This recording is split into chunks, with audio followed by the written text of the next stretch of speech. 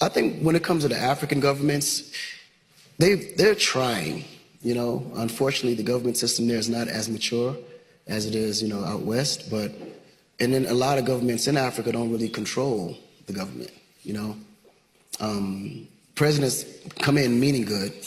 The ministers try to get certain things done, but it's just like prime example when you look at the financial system in Africa. You know, when you look at Africa as a continent, as much resources as it holds, it should be able to finance every major scalable project in Africa.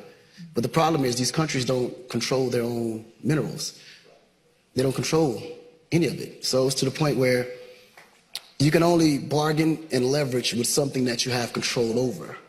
And a lot of countries in Africa are all being controlled by Western countries. So it's not like in a position where they can actually make decisions to really make huge benefits, because there's so many interior pieces that's involved and so many other agendas that's attached to it that it becomes so political to make a simple decision as just bringing basic electricity into these countries. But Akon, for your foundation in achieving what it wants to do, what are some of the challenges that you have faced? Are governments, are they happy that you're coming in to help, or do they feel it's hindering? All of them are very happy that we're coming in. The biggest challenges we had was actually financing.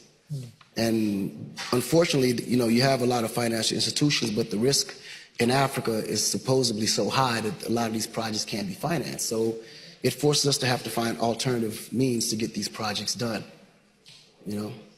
But you've managed, since Akon Lighting Africa was launched in 2014, you've raised $1 billion credit line to Light Africa. How have you done that? Just using the connections.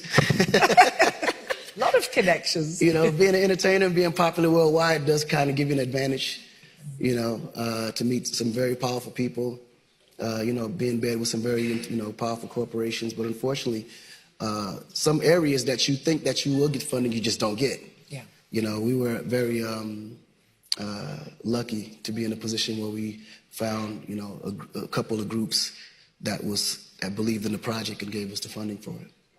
But you yourself have said that you don't think charities in Africa really work. Why not?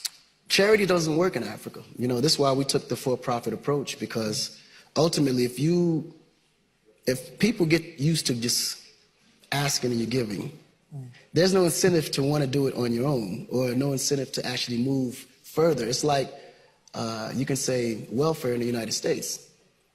If you know that you're going to get a government check every month, why go to work? You know, Africa don't have welfare, so you're not getting a check from the government.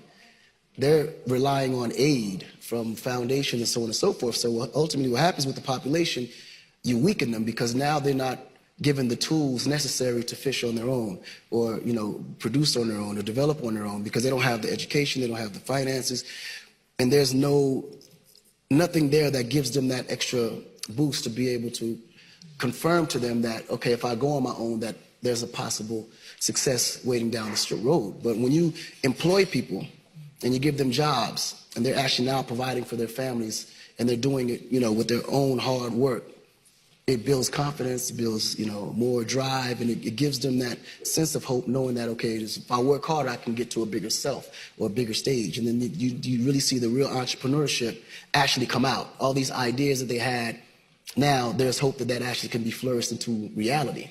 You know, so we always believed in creating platforms that actually promoted the aspect of people being able to work, giving people real jobs. So every project that we put on, we actually train the locals. They're you know, literally to install all the, you know, the lamps and lights, and then they actually do all the maintenance when the project is over. So therefore, if anything goes wrong, the locals are already there, fully trained and employed to be able to keep the project moving, so keep it sustainable. Hey there, thanks for checking out CNBC on YouTube. Be sure to subscribe to stay up to date on all of the day's biggest stories. You can also click on any of the videos around me to watch the latest from CNBC. Thanks for watching.